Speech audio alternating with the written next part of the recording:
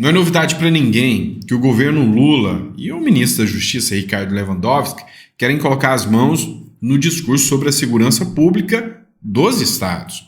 Eles enviaram um projeto de lei para que eles possam controlar a segurança pública, papel que é dos estados hoje. Ao que tudo indica, eles já estão querendo fazer isso no tapetão mesmo.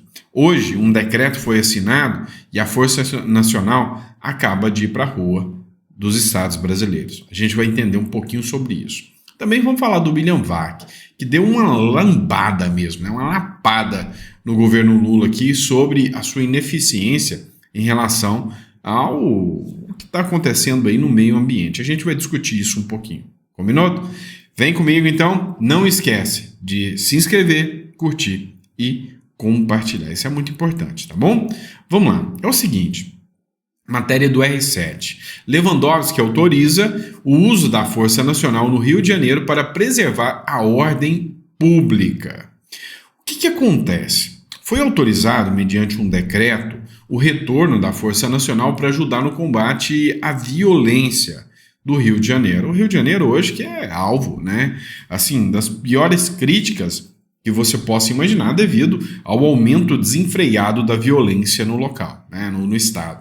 Então, foi feita uma portaria que foi publicada no Diário Oficial da União dessa sexta-feira, estabeleceu que as tropas eles devem voltar para a região do Rio de Janeiro e ficar lá por mais 3 meses. Há quem diga que isso é um primeiro passo por parte do governo Lula de implementar o plano do Lewandowski de colocar a Força Nacional nas ruas do Brasil. Então, se esse projeto der certo, ele aos poucos vai alterando e vai colocando ali, uma espécie de atuação maior do governo federal para a segurança pública. Eu sou contra, mas de todo o tanto que você pensar, eu sou contra mais um pouquinho. É o que acontece na Venezuela com Maduro. O poder da segurança pública é todo na mão do Maduro. Olha, o que nos impede, o que é uma blindagem do Brasil se tornar um país assim autoritário, com a repressão militar, em muitos pontos, os militares dos estados. Nós temos a região centro, oeste, sul, sudeste, que ela não é ideologicamente alinhada com o governo Lula. Se algum dia estourar alguma coisa, os governadores têm os militares dos estados para se defender e para até se rebelar. Vai que o Lula toma uma medida inconstitucional, autoritária e resolve tomar os estados. Os estados, através da polícia militar, além de combater o crime, também é uma medida de proteção. É entre nós, Então, assim, eu observo muito que, aos poucos, as medidas utilizadas são as medidas bem marxistas do Lula mesmo, Vamos desarmar a população, política desarmamentista. Não, agora vamos enfraquecer, vamos colocar câmera, vamos colocar chip de monitoração dos militares. Ontem mesmo, Lula, lá em Belford Roxo, um lugar, assim, bem polêmico pela atuação de milícias, criminalidade. Porque nós vamos combater a violência, vamos colocar câmeras nos militares. Pelo amor de Deus, câmeras nos militares vai resolver o problema da violência pública no Brasil? Vai só deixar os militares à mercê dos bandidos. Pelo amor de Deus, gente. Um militar com câmera, presta atenção, um militar com câmera vai estar sendo gravado. Então o militar está ali com 4, 5 colegas, a câmera dele vai estar filmando a cara dos 4, 5 colegas na atuação ali numa operação. De repente, eles vão conversar, a tática é essa, nós vamos fazer isso. Cara, se isso chega na mão do crime organizado, o crime organizado sabe de tudo que os militares estão fazendo. Pelo amor de Deus, esse discurso de câmeras nos militares, isso para mim não é para ajudar a segurança pública, ajuda as facções criminosas. Isso sim, então o governo Lula, no quesito segurança pública, é uma negação inconteste aí, Vamos lá, pessoal, outro ponto que eu quero discutir com vocês é isso aqui. O William Vac, ele deu uma verdadeira lambada no Lula, Bota lapada no negócio. Olha só, ele fez um comentário que eu achei, assim, bem interessante. Eu vou colocar o áudio aqui para vocês, você acompanha comigo. O presidente Lula encheu a boca. O mundo poderá discutir a importância da Amazônia vendo como é a Amazônia, disse Lula. Vendo como está queimando por lá? Nesse Nesses últimos dias, o Brasil tornou-se um dos piores emissores dos gases que provocam o efeito estufa, um dos contribuintes para as mudanças climáticas, em grande parte por culpa dos incêndios na Amazônia, mas não só. Cerrado e Pantanal também são fortemente atingidos. É fácil dizer, como faz esse governo, que a culpa é de mudanças climáticas e de falta de compreensão da sociedade para o perigo do uso do fogo como ferramenta para o preparo de terras para cultivo ou pastagens, se bem que 70% dos incêndios agora em agosto são de vegetação nativa. Mais difícil é admitir que também este governo se revela impotente diante de uma tragédia que tem sim múltiplas, e complexas causas. Mas não é o governo este que se julgava dono das melhores credenciais para tratar de questões ambientais? Essas credenciais, se alguma vez saíram do plano do marketing político, foram desperdiçadas rapidamente. Os incêndios aparentemente incontroláveis colocam o Brasil em posição muito difícil ao negociar acordos comerciais que levam em conta questões ambientais, como acontece, por exemplo, com a Europa.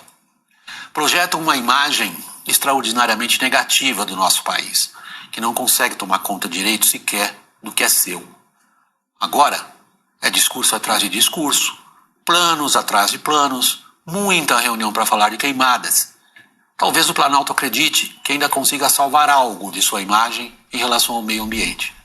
Essa imagem está virando cinzas. O presidente Lula encheu a boca. Essa imagem está virando cinzas, ou seja, o próprio Planalto hoje são cinzas e nada mais do que isso. E o interessante é que a imagem hoje, o retrato do Brasil, é isso aqui, ó. Segundo a Folha de São Paulo, atrasados, sem dados, o Brasil sofre com falta de protocolo para poluição. É o retrato do PT no Brasil. Sufocado por uma incomum combinação de seca, calor e fumaça de queimadas generalizadas, o Brasil tem horizonte igualmente esfumaçado, quando o assunto é a sua capacidade de medir e reagir níveis críticos da qualidade do ar. Tomando como base modelos internacionais, especialistas afirmam que municípios, estados e o governo federal estão muito aquém em 3 passos básicos para lidar com a crise: a adequação dos parâmetros de qualidade do ar, o monitoramento em todas as regiões habitadas e a adoção de ações padronizadas para proteger a população. Gente, nunca a gente teve um momento tão tenso, né, com uma imagem como essa aqui para escancarar o que é o Brasil. E o que mais me impressiona é a quantidade de artistazinho, né, mau caráter, só focado em mamar Lei Rouanet ou lacrar com a esquerda, aqueles que não são da Rouanet, lacrar com a esquerda, hoje não estão nem aí para falar o que está acontecendo de verdade na Amazônia, né? Mas ainda bem que tem gente séria. O Ratinho, vocês devem lembrar do Ratinho, o Ratinho fez uma publicação, né? A Jovem Pan repostou aqui, o Ratinho, ele fez uma cobrança aqui, né, direta dos artistas para que eles se manifestassem, né, sobre o que está rolando, né, no Brasil. Dá uma olhada. Olha, gente, eu estou aqui no Pantanal pescando, cheguei agora aqui, nosso barco está indo pescar ali mais pro lado, mais subindo, queria dar uma olhada ao fumacê, tirando dificuldade até para descer com o avião, o fumacê, todo esfumaçado, o rio tá baixo, 5 metros, barbado, quer dizer, tá pegando fogo no Brasil, uma seca desgraçada, pegando fogo. Eu queria cobrar daqueles artistas que apareciam e ficavam falando da seca. Onde vocês estão? Está tendo muito mais seca do que nos outros anos. Onde vocês estão quando estava pegando fogo no Pantanal, que o governo era outro? Por que vocês não falam agora? Você não vem aqui apagar o fogo agora? Vocês falaram que era culpa do governo, e agora? A culpa de quem? Nós temos até uma ministra do meio ambiente. Nunca pegou tão fogo, nunca morreu tanto índio, e nós temos agora o Ministério dos Indígenas, e nós temos o Ministério do Meio Ambiente, que tem que cuidar e não está cuidando. E não tem como cuidar. Tudo aquilo era uma mentira. Todo mundo sabe que Pantanal pega fogo, todo mundo sabe que a Amazônia pega fogo e que não tem culpado, o culpado é a natureza. É a natureza que faz com que pegue fogo na Amazônia, todo ano é a mesma coisa. E esse ano foi demais da conta. Mas vocês criavam. Apareceram gente da França, da Noruega, artistas famosos do mundo inteiro. E agora? Onde é que vocês estão? Vocês morreram? Ah, vocês morreram? Sei. Quando a gente fala que é tudo politicagem, eu não acredito. Cambada de vagabundo, né? É bem isso. A única coisa que eu discordo aqui do Ratinho é que ele falou que não é culpa de ninguém. Não, tem culpa da incompetência também. Vamos ser sinceros, né? Tem culpa do governo que esfola a gente com impostos, mas na hora de realmente colocar um negócio para agir, não vai pro bolso deles. A gente sabe muito bem como é que funciona isso aí. Vai pra Rouanet para ficar enfiando o dedo no negócio do outro lá e falar que aquilo é arte. Ah, vai a merda com a gente dessa. Pelo amor de Deus. Mas enfim, bora lá. Matéria da Revista Oeste. O STF valida a prisão imediata de réus condenados no tribunal do júri. Eu não vou falar que eu sou contra, não. O cara foi condenado no tribunal do júri, matou alguém, né? E foi condenado no tribunal do júri, tem que ser preso mesmo. Mas uma coisa me incomodou nisso aqui. É isso aqui, ó. Decisão foi tomada por maioria. A Corte alterou a lei aprovada no Congresso Nacional. Será que eu sou o único que está preocupado com isso aqui, ó? A Corte alterou a lei aprovada no Congresso Nacional. Gente, até onde que vai parar isso? Então, assim, para que a gente precisa bancar tanto deputado e senador? Se não tem função, se o STF pode simplesmente fazer suas alterações legais do jeito que ele bem entende. Vou usar aqui de novo o William Vac aqui. Olha a outra questão. STF deve dar a palavra final sobre a anistia a presos do 8 de janeiro. Os ministros têm dito que é cedo para perdoar atos golpistas. O quê? Isso não é uma prerrogativa do STF? Isso é uma prerrogativa do Congresso Nacional. Lei de anistia é do Congresso Nacional. Está na Constituição. Então, assim, o Marsiglia, ele falou sobre isso aqui. Ele falou o seguinte: o problema do STF é dar a última palavra, mas dar a primeira palavra, metendo-se na atividade parlamentar e interferindo nos debates. A própria manchete expõe a contradição. Ministros darão a última palavra e, ao mesmo tempo, dizem achar cedo. Como a última palavra, né? Já estão falando agora. A opinião dos ministros importa apenas em julgamento. Opinarem agora é conduta inconstitucional e ofensiva ao legislativo. Os ministros se tornam, inclusive, suspeitos para dar eventual julgamento de constitucionalidade da anistia. Mas quem vai julgar a suspeição dos ministros? Quem que vai questionar? Ninguém. Absolutamente ninguém. É assim que funciona no Brasil. Outro ponto que a gente precisa falar aqui é da Michele Bolsonaro. Michele Bolsonaro dispara contra a TV Globo e a Janja. Eu disse para vocês que naquele caso lá dos móveis, lá do Palácio Planalto, a Globo deveria ter sido condenada. O Lula foi condenado e adivinha quem que vai pagar a indenização? Os trouxas dos pagadores de impostos, que é a União que vai bancar isso tudo. A ex-primeira-dama Michele Bolsonaro falou com exclusividade ao Pleno News nessa quinta-feira, sobre a condenação do governo federal no caso dos móveis desaparecidos do Palácio do Alvorada, quando o presidente Lula e a primeira-dama Janja alegaram a subtração de itens após a saída de Bolsonaro e Michele Bolsonaro. 10 meses depois, os 261 itens foram encontrados dentro da própria residência oficial, ou seja, mentiram na cara dura, mentiram na cara lavada, que agora foram condenados aí, né, sobre essa situação de terem mentido, né? Outra questão que a gente precisa falar é sobre essa publicação feita pelo Domé Abdu. Pessoal, olha só que insanidade desse caso. O Lula, com muita dificuldade, assumiu que lá na Venezuela as pessoas passam fome, literalmente estão passando fome, né? E, enfim, que isso se tornou um problema aqui para o Brasil, chegarem aqui no Brasil e sabe, a gente tem que arcar com o problema da ditadura da Venezuela. Mas o que falta ao Lula é assumir que a Venezuela é literalmente uma ditadura. Olha só o que o Tomé falou. Nós não queremos que essas pessoas venham para cá e passem mais necessidade ainda do que já passavam na Venezuela. Eu pretendo agora, na minha visita a Roraima, ter uma conversa com o governador, levar muitos ministros meus, para que a gente possa definitivamente, sabe, a gente tratar com muita responsabilidade o respeito por esses milhares de venezuelanos que estão no Brasil. E eu espero que a Venezuela volte à normalidade e que essa gente possa voltar para a Venezuela o mais rápido possível. Tá a normalidade na Venezuela? Continuar na ditadura, é isso? É isso que o presidente quis dizer? Voltar à normalidade. Olha só que absurdo. Nós não podemos permitir, estou colocando aqui aspas do presidente Lula, que o povo venezuelano passem necessidades mais que passam hoje na Venezuela.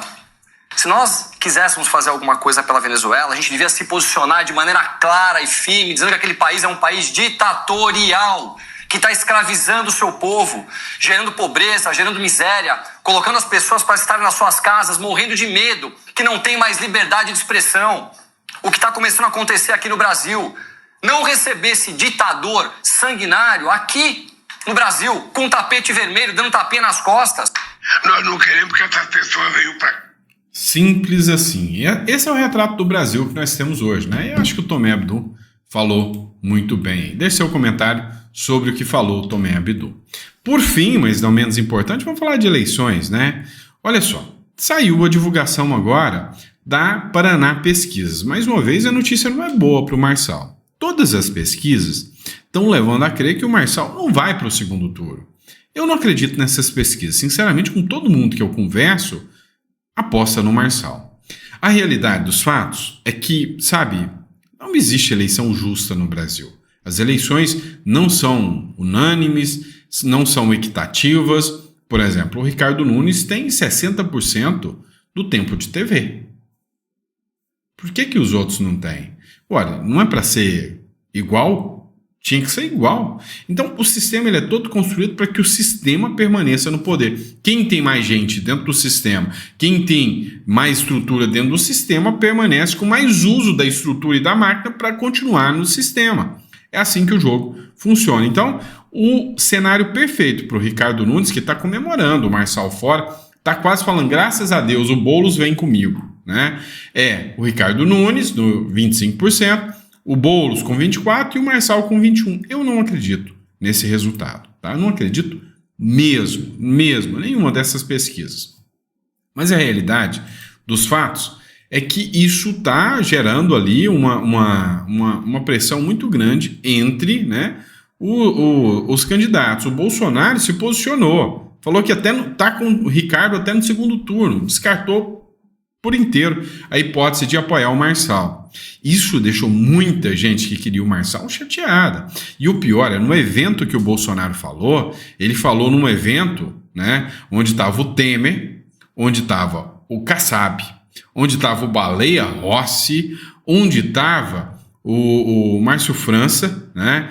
Então, assim, tava a galera ali, o Rodrigo, né? Rodrigo Garcia, Márcio França não, perdão pela correção, Rodrigo Garcia, que é aliado de longa data do Alexandre de Moraes, e assim, era um grupo só de centro-esquerda, e o Bolsonaro falando, essa é a nossa direita, votem neles. E aí, para acabar de azedar o negócio, o Ricardo Nunes fez uma declaração que não caiu muito bem para muitas pessoas, né? Ricardo Nunes diz que é católico praticante, né? Mas que defende o aborto legal. O prefeito afirmou que punirá os funcionários que impedirem qualquer tipo de procedimento. Durante a sabatina realizada pelo jornal O Estadão, o prefeito de São Paulo, Ricardo Nunes, disse na quinta-feira que punirá funcionários que dificultarem aborto legal em hospitais municipais de São Paulo. Ou seja, teve a decisão do ministro Alexandre de Moraes, uma decisão que foi polêmica, vocês devem lembrar dela, sobre a sistolia fetal, né? Ou seja, aquela de realizar a retirada das crianças, né, após a 23ª, não sei quanta semana, me fugiu aqui da cabeça. E aí o Ricardo Nunes implementou o procedimento e falou que o funcionário que não cumprir vai ser punido. Tá, cara, assim, esse cara não representa os valores da direita. Desculpa aí, mas eu acho que o Bolsonaro tá fazendo uma bruta de uma sacanagem com todo mundo aí em defender o Nunes. Mas enfim, para crescer, Boulos aposta em Lula e voto útil de eleitores de Tabata. Pois é, o Boulos, ele quer crescer, ou seja, o que eu tô vendo é, opa, para todo mundo. Nunes, não me ataca, que eu quero ir pro segundo turno com você, responde o Boulos. E o Boulos fala que eu não vou te atacar também. Vamos articular nós dois para tirar o Marçal. Aí depois a gente vê o que dá. Aí a gente articula. Vamos fazer esse acordão aqui. Aí é Datena, é Tabata, é Boulos e é Nunes. Todos detonando o Marçal. A Marina Helena é a única que não está detonando o Marçal. Mas ela não é chamada para entrevista. Ela não aparece nos noticiários dos jornais, ninguém fala dela. Vamos falar o português claro. É a melhor, mas ninguém fala dela. Então, o que está acontecendo? Todo o sistema está destruindo o Marçal. E está dando certo, tá? Está dando certo. Eu estou vendo muita gente que antes não, o Marçal é o melhor. Aí o Bolsonaro falou, o Bolsonaro e o Tarcísio, não, Marçal não. O Malafaia, Marçal não é crente, não é... Aquela gritaria de uma histérica dele. Tô vendo, dá certo. Mas tá bom. Paga pra ver. Vamos ver o que vai dar. Ficar no mais no mesmo e todo mundo tá feliz com isso, né? Se você tá feliz, eu só queria que você me respondesse. Você tá feliz com isso? Sério, o Marçal e o Nunes, qual que você acha que representa mais a direita? Eu só queria saber. Porque eu não consigo entender o discurso de alguém que fala, não, o Marçal não representa mais a direita do que o Nunes. Por quê? Os valores do cara sempre foram esses. Prosperidade. O cara sempre foi cristão, sempre foi pela família. Não entendo, tá? Sinceramente eu não entendo, mas cada um tem sua opinião, tá bom? Obrigado, pessoal. Fica com Deus e eu vejo vocês no próximo editorial.